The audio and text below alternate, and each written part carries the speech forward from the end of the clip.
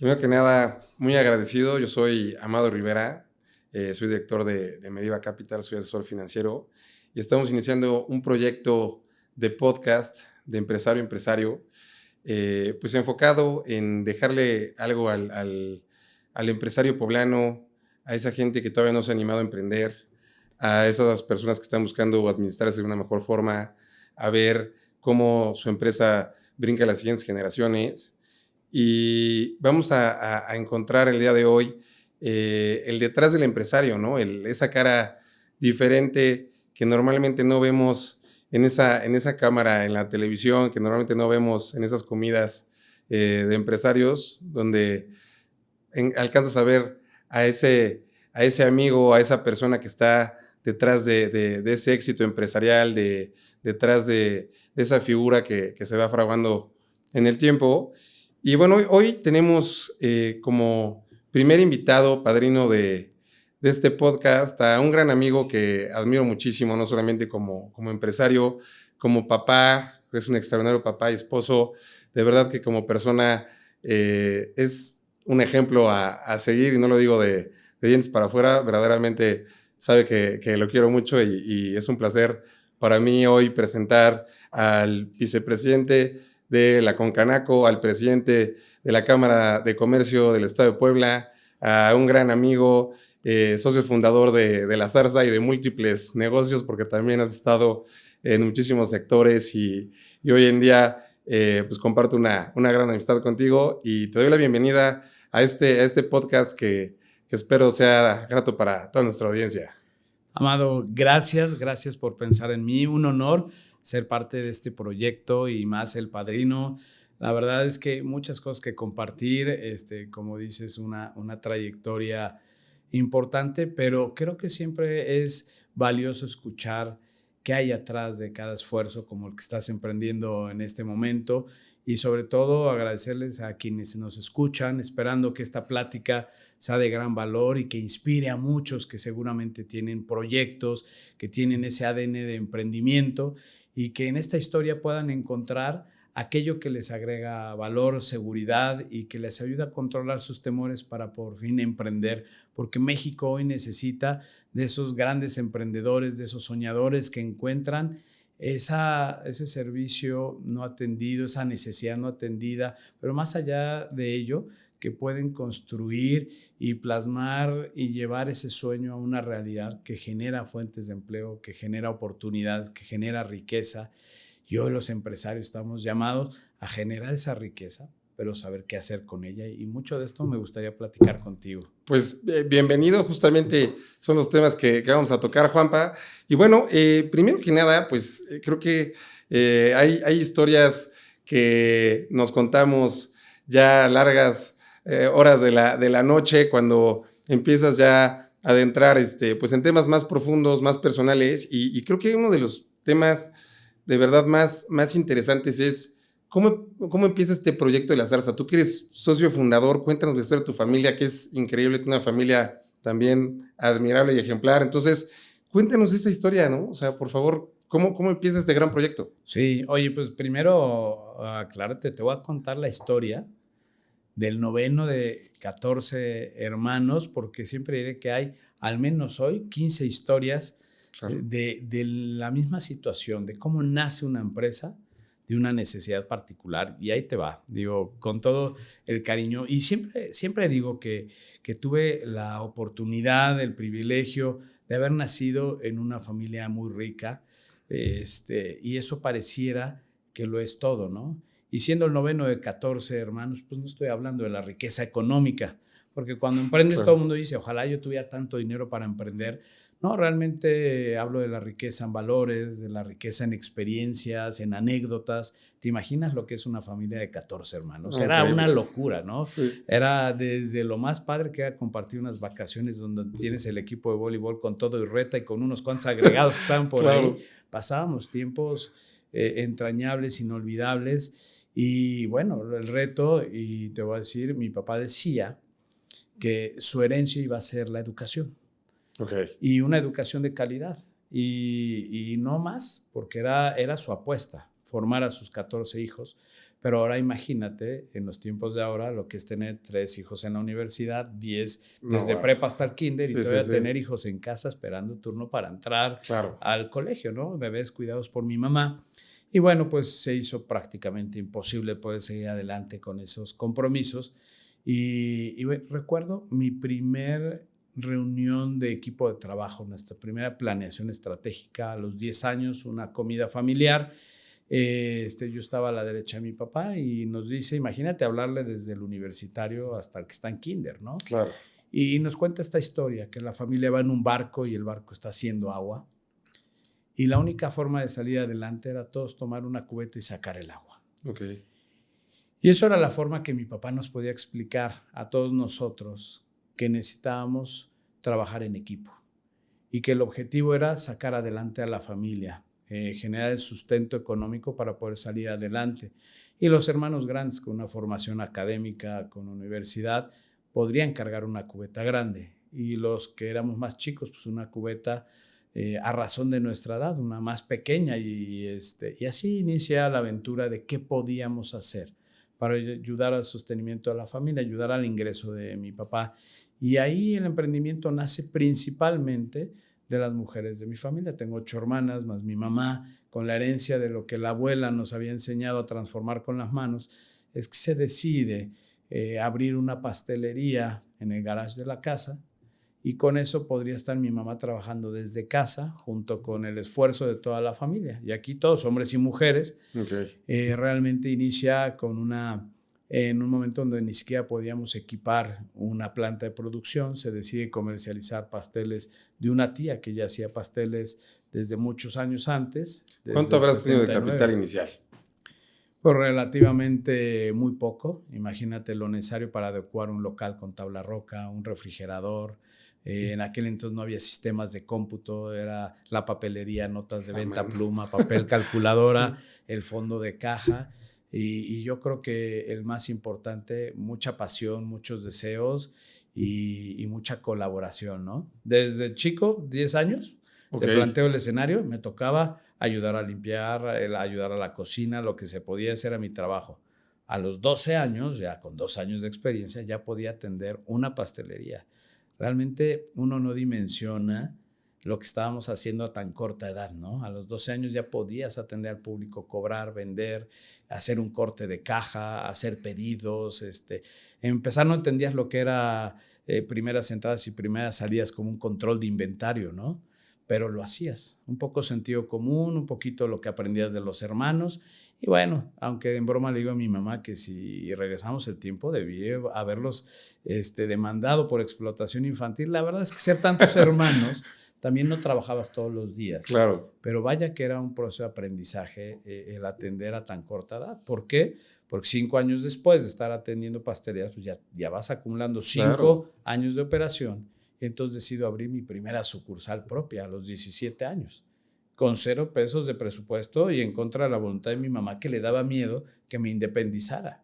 Y mi objetivo era, claro, quitarles la carga económica a mis papás de mi persona, y poder invertir en mis estudios, ¿no? Esa era la visión que yo tenía. O sea, tú te querías pagar tus propios estudios. Tú viste también, o sea, esos momentos de necesidad que al final creo que esa es una gran motivación que puede tener el empresario. ¿Y eso cómo se fue metiendo en tu ADN? O sea, ¿cómo se fue metiendo en este proyecto de la empresa?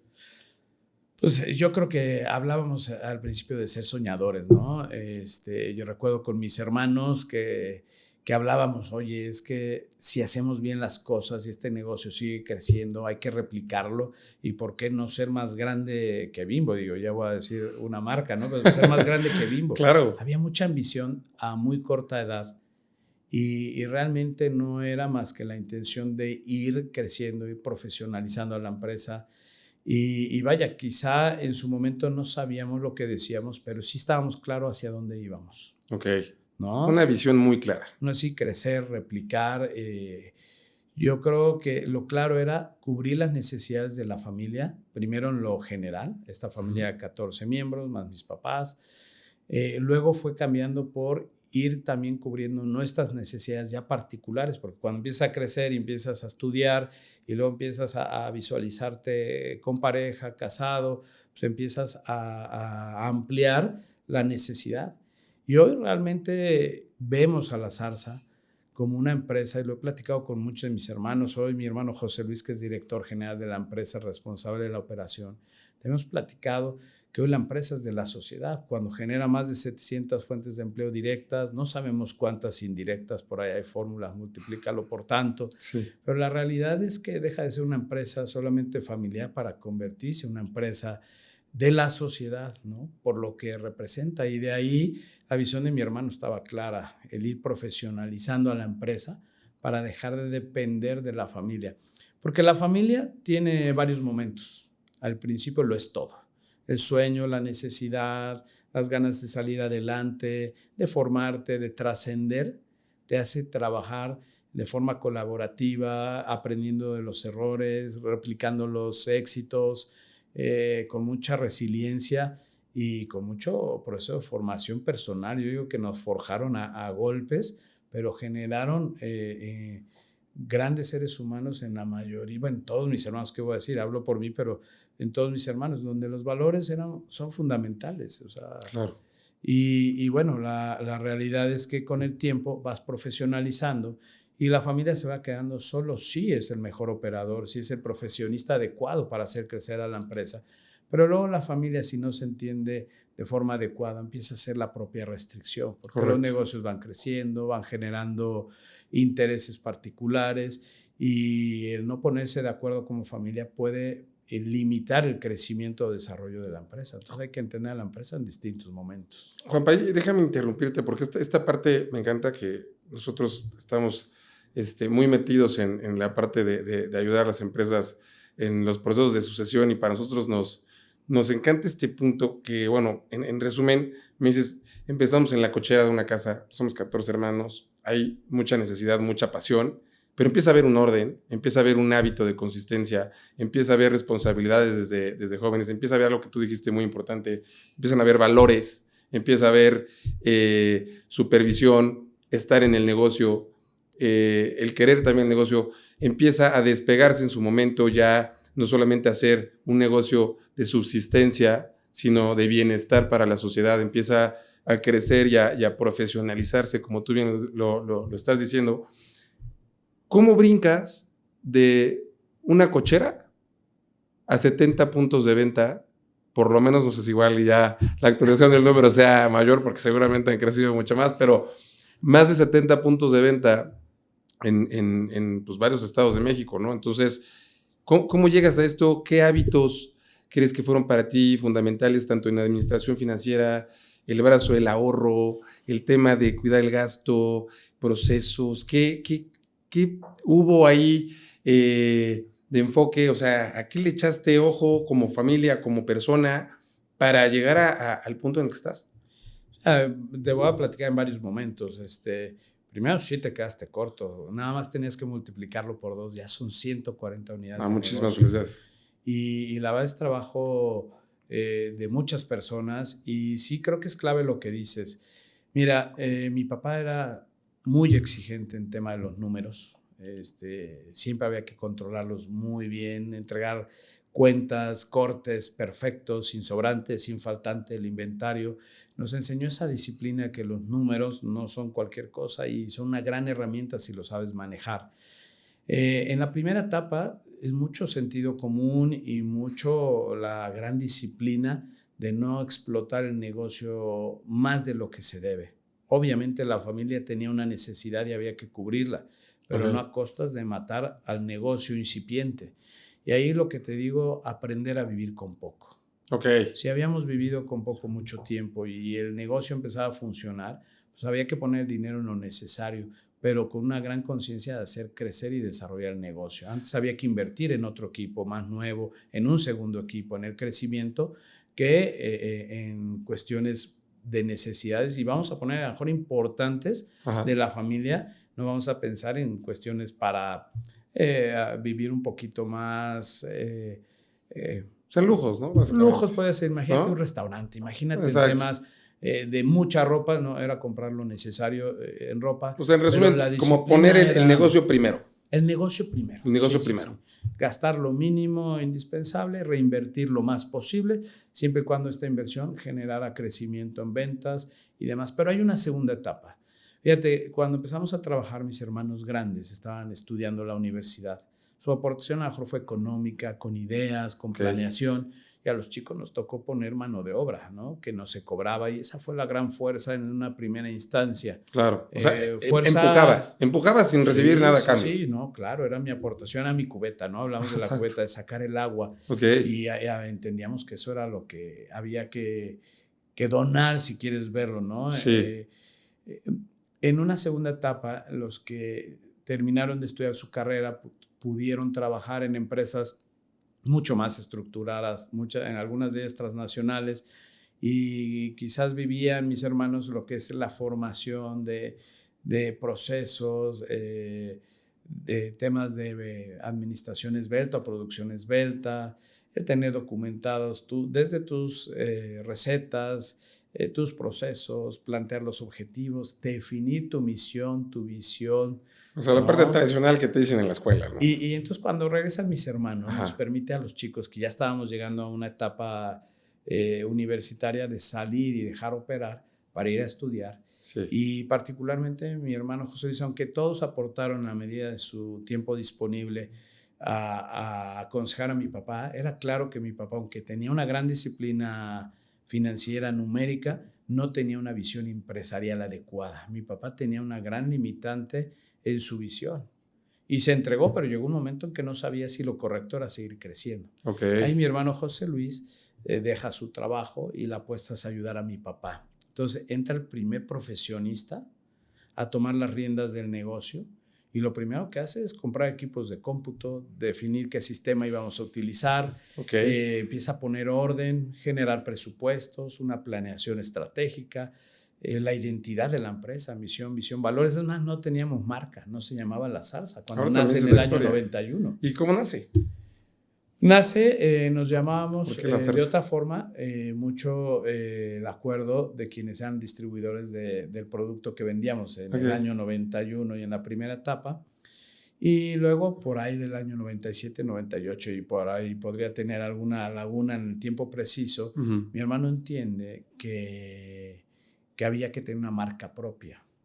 Y bueno, aunque ya teníamos producción propia y teníamos distribuidores, teníamos otra marca que era un tanto compleja mencionar porque se alusión a un nombre en un idioma extranjero.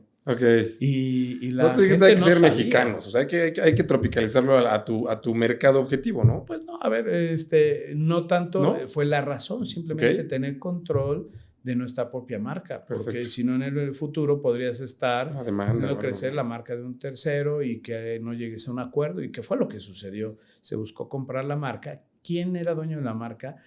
Había propuesto el nombre por el cual vendíamos los pasteles, los primeros distribuidores de nuestros pasteles. Y cuando mi hermano entiende que había que tener control sobre la marca, hace una propuesta de compra, porque ya teníamos cierta experiencia y ya había fortalecido la marca, y no hay un acuerdo. No entraré en detalles, simplemente no hubo un acuerdo, y de ahí nace la necesidad de crear una nueva marca. ¿Y por qué La Zarza? Créeme que en el primer estudio que nos hicieron había una lista de 120, 150 nombres posibles, y muchos nos hacían sentido. Pero sí teníamos un producto muy característico, que era el pastel de zarzamora. Y cuando la gente no sabía decir el nombre por el cual comercializábamos, entonces decía, donde venden el pastel de zarzamora, entonces le hacía todo el recorrido, todo el sentido a la zarza. Hay dos razones. Los que trabajamos ya dentro de los negocios nos hacía clic por eso. Y esa es mi parte de la historia. Mi mamá, muy religiosa, para ella era importante porque decía el pasaje bíblico de la zarza ardiente. Entonces le hacía mucho sentido desde su fe el que la empresa se llamara así. Y fueron las razones de por cuál elegí el nombre. Ya olvídate cuántos era por el pasaje bíblico, cuántos decidimos porque hacía alusión a nuestro producto estrella. Hoy entendemos que fue un acierto en muchos sentidos mercadológicos, ¿no? Un nombre corto, que tenga las menos vocales posibles, solo tiene una vocal. Es un nombre corto, pero no fueron las razones de elegirlo. Como muchas veces Dios te va marcando el camino y te va acompañando a tomar decisiones acertadas, sí, claro, aunque no tengas la claridad del por qué. Con el tiempo te vas formando y vas tomando decisiones ya basadas más en conocimientos, en asesoría, en coaching, pero eso llegó hasta muchos años después. Sí. Ok. Juanpa, obviamente eres una persona muy inteligente, muy preparada, pero digo, a nuestro auditorio también comentarles, o parte de lo que me gustaría decirles, o sea, no naciste siendo un superhéroe, no naciste, bueno, tal vez sí, ¿no? Pero eso me dices cada que nos vemos. Pero digo, el punto aquí es que, ¿cómo fueron esos inicios? O sea, lo que quiero dejar a la gente es que muchas veces no necesitas tener 4 brazos, 3 ojos, ¿no? Creo que al final es bien importante el humanizar el éxito y saber que todos podemos llegar a alcanzarlo. Obviamente, como estamos viendo, hay un camino, ¿no? Sí, no, claro, ¿no? Esto de ser superhéroe suena un tanto fantasioso y la realidad es que el camino no fue sencillo y al contrario, muchas veces te sientes limitado, ¿no? Y en varios momentos. Primero, comentarte que esto de ir preparado fue a razón de poder cumplir las responsabilidades que asumíamos dentro de la empresa y en propios emprendimientos, porque como muchos estudiantes dicen, bueno, estudio la prepa y bueno, decido qué estudiar. Yo decidí estudiar ingeniería electrónica y de comunicación. No tiene nada que ver con lo que emprendimos en tema de alimentos. Ni soy chef, ni mis hermanos hay chef. Había habilidad de transformar con las manos, pero no había profesionistas. Eso es importante. Okay. Había una necesidad y una convicción y en eso creo que estábamos alineados todos los hermanos. Pero te voy a contar historias de cómo generé mi primer negocio y eso te va a dar una pauta de aun con poco o con nada puedes hacer mucho, okay, si entiendes lo que te estás comprometiendo. Imagínate que llega un chamaco de 17 años y te dijera hoy, quiero hablar de negocio con usted. Y tú eres un empresario ya con recorrido y llega un chamaco de 17 años y te dice eso y te invita a tomar un café. ¿Qué le dirías o qué sentirías, no? O sea, a lo mejor sorpresa, a lo mejor pues sin saber qué decirle. Pues te voy a platicar la historia de mi primer emprendimiento solo. Cuando les digo a mis papás me quiero independizar económicamente, quiero replicar el negocio que ustedes tienen ya de forma independiente. Y lo primero que me decía mi mamá es, ¿y con qué dinero? Pues no había, 0 pesos de presupuesto para emprender. 2, sin el apoyo de tu mamá porque es menor de edad. El contrario de mi papá, que le decía a mi mamá, déjalo si tiene la inquietud, ya tiene experiencia, déjalo ser, apóyalo. Y bueno, la realidad es que para darme de alta naciendo la primera vez tuve que llevar a mi papá para que firmara por mí, o sea, entender ahí. Pero en esta relación, fíjate, importante ser observador. No es que tengas talentos, o sea, superhéroe ni nada. Ser observador para mí fue fundamental. 4 años antes había hablado con el papá de un amigo, le decía que por qué no rentaba un local. Y me decía que no lo rentaba porque cuando lo rentaba luego no le pagaban la renta, luego tenía que invertir en un abogado para sacar al inquilino y luego tenía que invertir dinero para poder renovar el local porque quedaba muy maltratado, no era negocio. Y durante mi amistad con estos amigos veía que 4 años y no lo rentaba. Okay. Para mí era dinero perdido.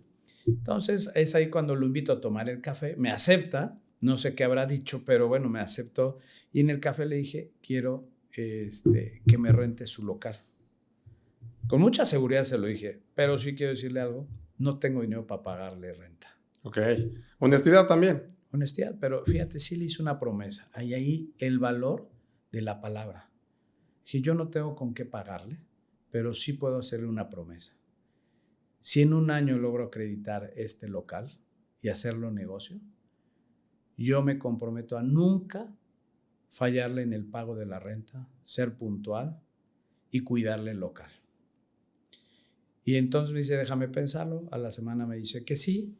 Y entonces con lo poco que tenía dinero compré pintura y entonces invité a mis amigos unas pizzas y unos refrescos y entre todos lo pintamos. Ok. Y luego fui a casa de otro papá de amigos que sabía que tenía una mesa que no utilizaban y les pedí la mesa y a otros le pedí Ok. me donaron hasta el bote de basura, ¿no? O hay mucho apoyo O sea, al de la final dirías que familia y de los amigos. también el negocio, tu primer negocio, fue un negocio de la gente que te quería. Claro.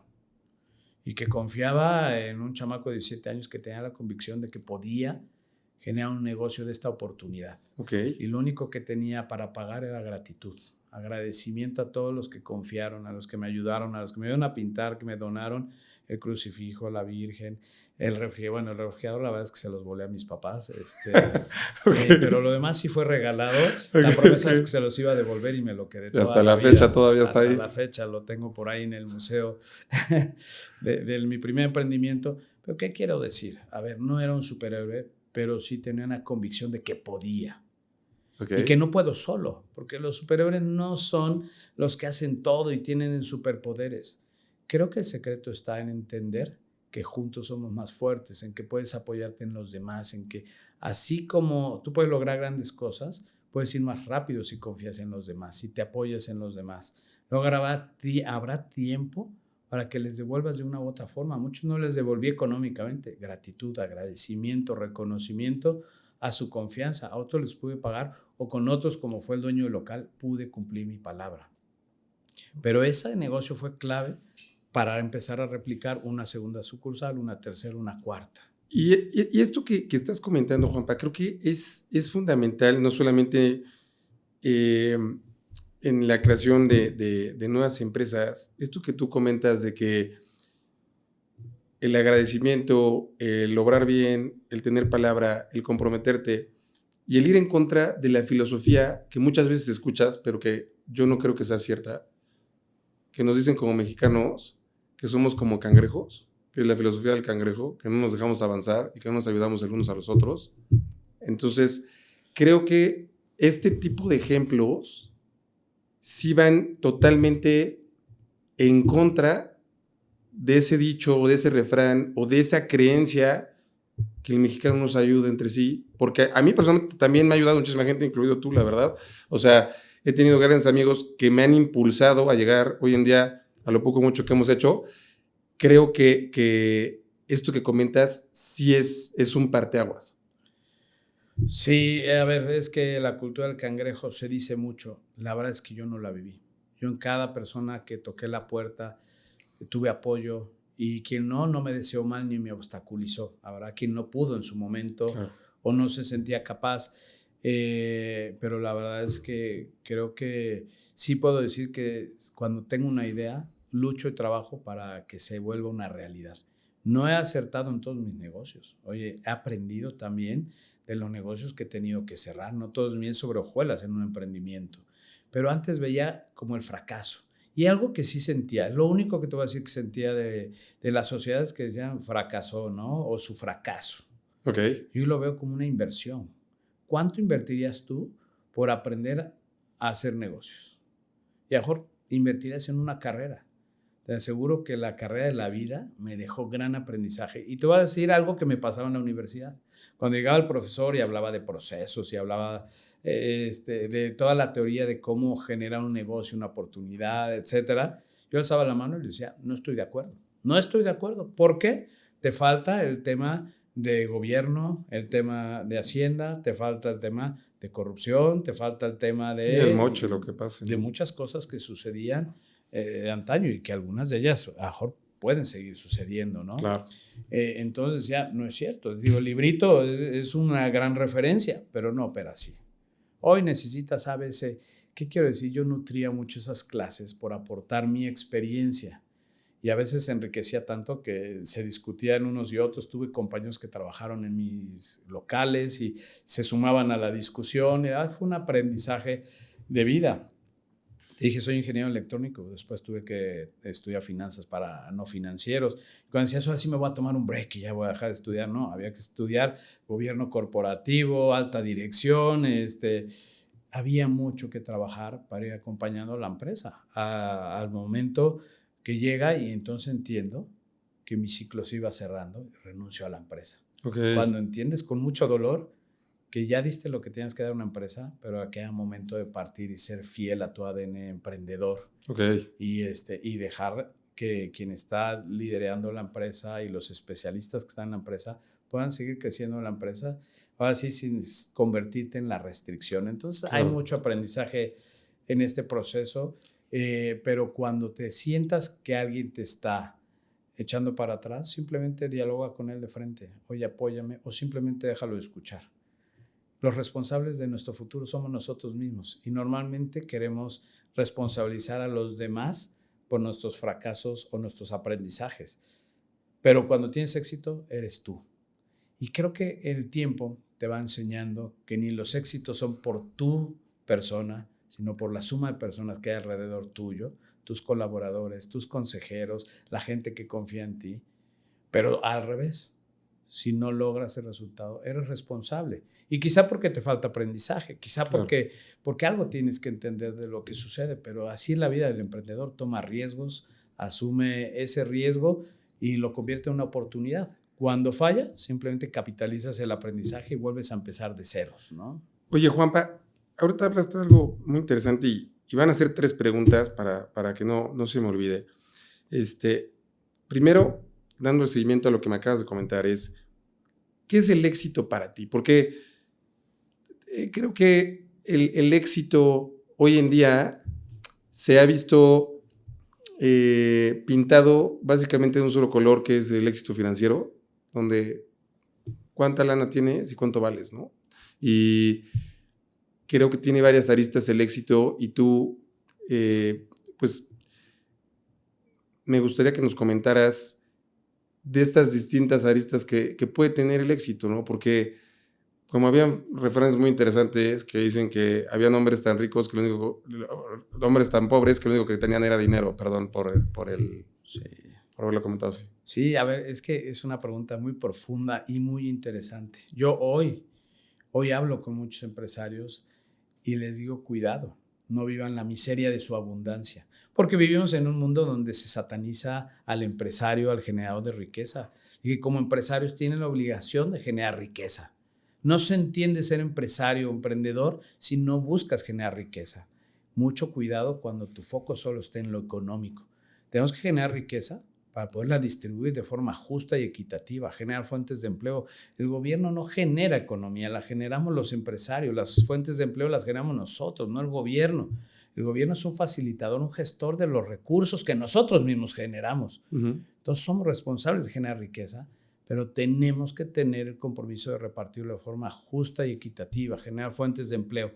Cuando a mí me dicen, ¿cuál es la clave del éxito? Para ti, ¿qué es éxito? La felicidad. Y para mí no es la felicidad más genuina que la que adquieres a través de ayudar a los demás, de hacer feliz a los demás, cuando es recíproco, es de ida y vuelta. Te voy a contar una anécdota que me ayudó a entender esto, porque de joven sí quieres ser exitoso y sí quieres hacer dinero para cubrir tus necesidades, pero llega un momento en que entiendes que la vida es pasajera y es tan solo un suspiro comparado con la eternidad. Yo hace 3 años me vi en una situación de salud muy complicada, lo supiste, en donde me tuve que despedir de mis hijas y de mi esposa, de mi mamá, que me acompañaban al hospital y realmente yo sentía que no la iba a brincar. Y el aprendizaje fue cuando mi hija de 7 años me decía, papá, prométeme que vas a regresar. Y yo no me sentía con la capacidad física de contestarle sí. Mi respuesta fue que eso no se lo podía prometer porque no estaba en mis manos, pero que lo que sí le podía prometer es echarle ganas, luchar para regresar de la mejor forma posible, la forma en que Dios me permitiera estar, para que en caso de que no regresara físicamente, ella se sintiera acompañada. Y en ese camino al hospital, donde ya no me sentía lúcido de mi mente, sí iba, en lo poco que iba reflexionando, no tengo preocupación de mis negocios, no tengo preocupación de nada de lo que esté conectado al dinero. Mi única preocupación y lo que yo le decía a nuestro Señor era que no le falte nada a mis hijas y si es el momento que tienes elegido para mí, lo acepto. Te entrego mi vida, te entregas de forma plena. Después de 20 días en el hospital, cuando sales sin un diagnóstico claro, ese cáncer que parecía inminente no aparece y tienes una segunda oportunidad, entiendes muchas cosas que aquellos que me están escuchando y que tienen un familiar o que vivieron, el que vieron el túnel, no fue mi caso, no llegué a ver el túnel, pero sí que te entregas, ves la vida de distinta forma. Y empecé a controlar mejor mis miedos en ese sentido de que el dinero no es la razón de estar. ¿Sabes cuál es mi razón de estar?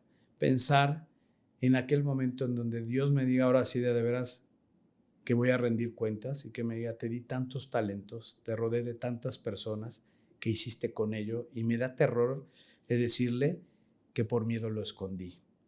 Y eso me ha llevado a ser presidente de una cámara de comercio que no quería porque es más fácil decir que no, porque es más fácil estar en tu zona de confort. Claro.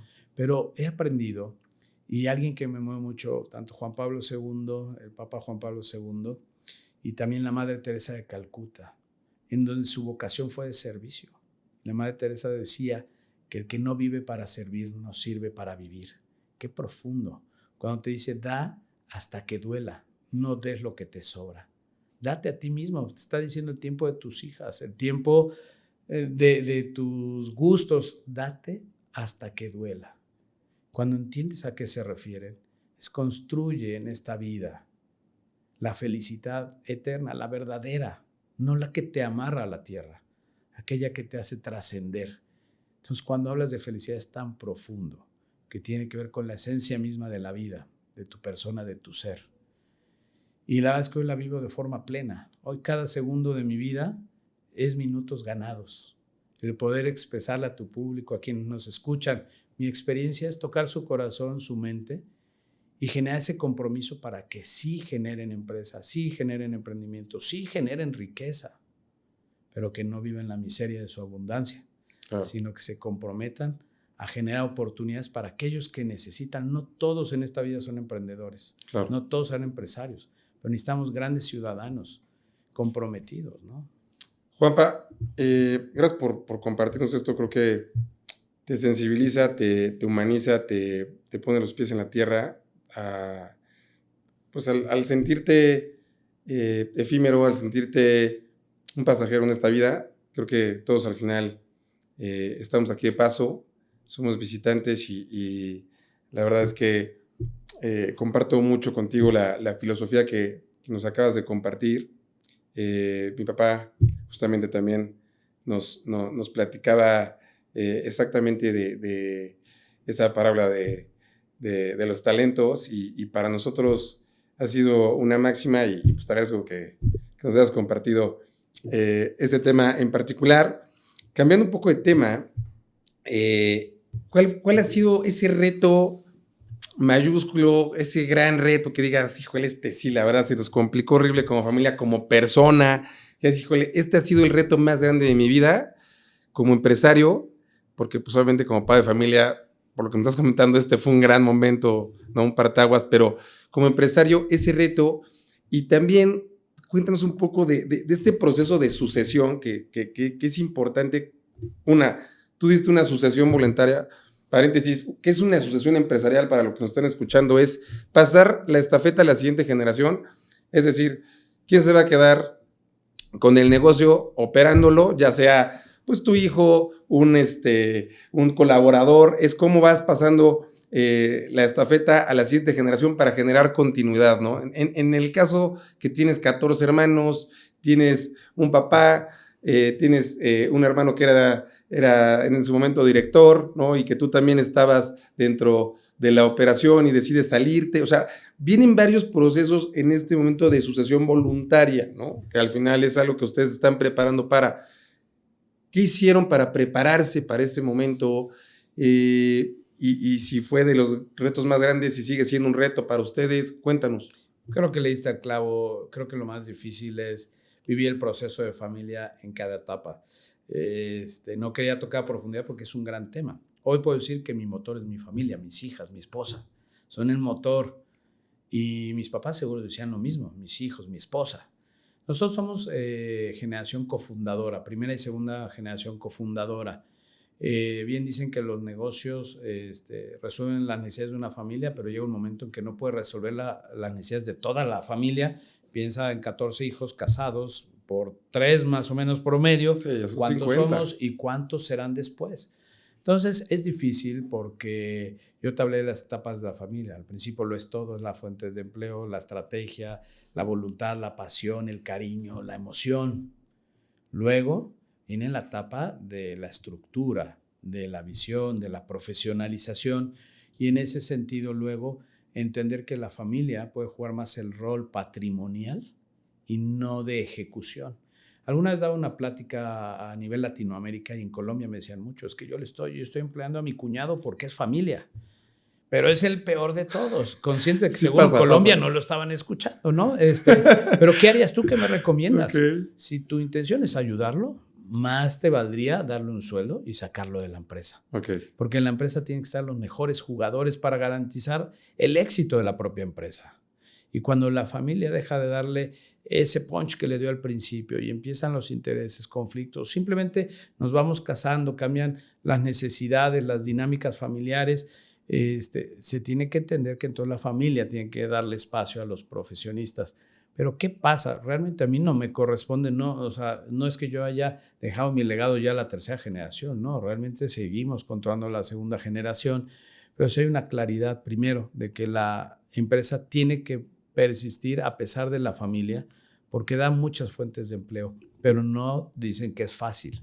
De 14 hermanos hay quien lo entiende muy claro y es muy institucional, hay quien le cuesta mucho trabajo y no lo entiende, pero vivir el desprendimiento de la empresa es muy doloroso, pero tan doloroso para el que se va de la empresa como para el que sigue en la empresa, porque también tiene una carga muy pesada a nivel operativo, administrativo. Imagina la responsabilidad de que el negocio una mala decisión y se acabe, ¿sabes? El peso que tiene, por ejemplo, hoy mi hermano, que es el director, tiene un gran peso, pero la responsabilidad es formar un equipo que permita trabajar sin el acompañamiento de la familia forzosamente. Okay. Eso sí, institucionalizándolo y empezar a jugar temas de consejo consultivo, luego llevarlo a consejo de administración y darle la viabilidad para que en el paso de las generaciones en la empresa camine. Ya otro tema es cómo se resuelve la parte accionaria, ¿no? Okay. Si se vende, si se compra, y las reglas del juego pueden ¿Cómo ser se tan liquida, diversas, no? como lo decida la propia familia. Pero creo que mi opinión, mi recomendación sería entiendan a la familia en sus distintas etapas,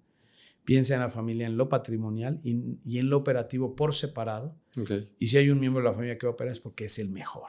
Y pensar en gobierno corporativo, que es al final Ese es el camino. para que la gente que nos está escuchando entienda un poco más respecto al gobierno corporativo, es prácticamente la profesionalización de la empresa, crear la gobernanza de una empresa, cómo se va a regir en el tema de estatutos, cómo va a estar el organigrama, quién lo va a operar, generar consejos consultivos, auditores, consejeros, gente que te ayude a que se vuelva profesional, ¿no? Entonces, esas son prácticas que fueron incorporando en la Zarza y que pues hasta el día de hoy lo siguen haciendo. Juanpa, para prácticamente ir cerrando ya esta plática que se nos fue como agua rapidísimo, me gustaría preguntarte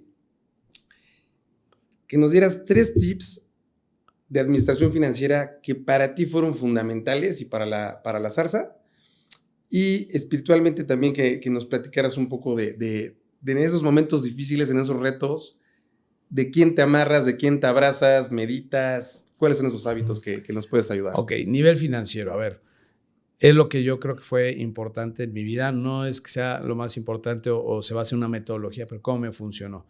Aprender a manejar presupuestos y apegarte a ellos. Okay. Luego, vivir con poco y reinvertirlo más, siempre. Vivir lo más sencillo posible y reinvertir lo más posible. La tercera, no tener miedo del financiamiento. Por ahí recuerdo cuando me decían, oye, ustedes han crecido con recursos propios. No, el financiamiento es fundamental, pero hay que entenderlo, aprovecharte de él y que te permita crecer y que se pague con el propio crecimiento. Y lo otro, me preguntabas cuál era. Pues básicamente esos hábitos espirituales que haces en los momentos difíciles. Bueno, primero confiar plenamente en Dios. Yo la verdad es que hoy ya perdí el miedo a ser criticado, señalado. Hoy me entiendo imperfecto, cometo errores, pero aprendo de ellos. Tengo una gran voluntad de aprender de mis errores, así que confiar en Dios, entender que somos instrumentos suyos. Él actúa en ti si tú se lo permites. Y luego simplemente no tener miedo ni que me afecte el que me critiquen. Soy humano como todos, aprendo de mis errores, pero siempre, siempre voy para adelante.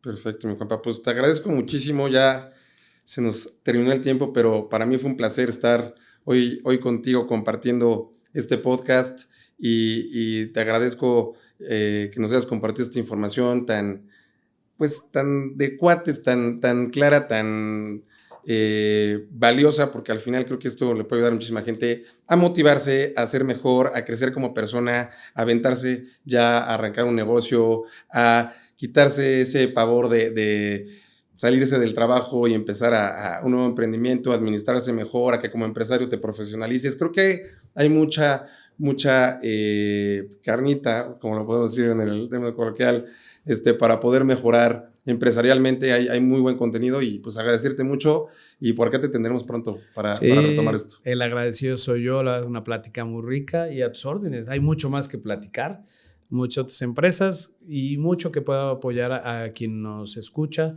y la importancia de Cámara de Comercio. Estoy a tus órdenes, les deseo mucho éxito y estoy para sumar con ustedes. Muy bienvenido, Juanpa, muchísimas gracias. Gracias.